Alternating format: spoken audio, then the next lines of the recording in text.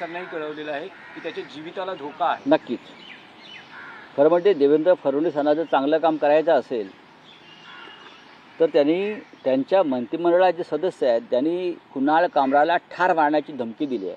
असा माणूस मंत्रिमंडळात कसा राहू शकतो?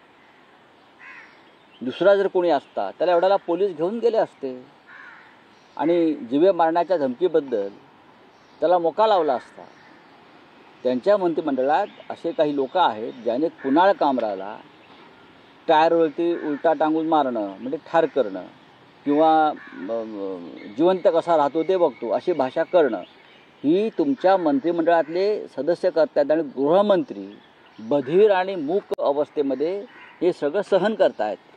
अभिव्यक्ती स्वातंत्र्य जपायलाच हवं असं सर्वोच्च न्यायालय म्हणतंय प्रतापगडींच्या केसमध्ये। हे जुना झाला विषय, त्याच्यावरती माझं बोलणं झालेलं आहे। हा विषय 3 दिवसापूर्वी आलेला आहे। राऊत साहेब, काल तुम्ही ट्विटरवर तुमचं जे आगामी पुस्तक आहे नरकातला स्वर्ग याचं मुखपृष्ठ लोकांसमोर आणलेलं आहे। लोकांना उत्सुकता आहे।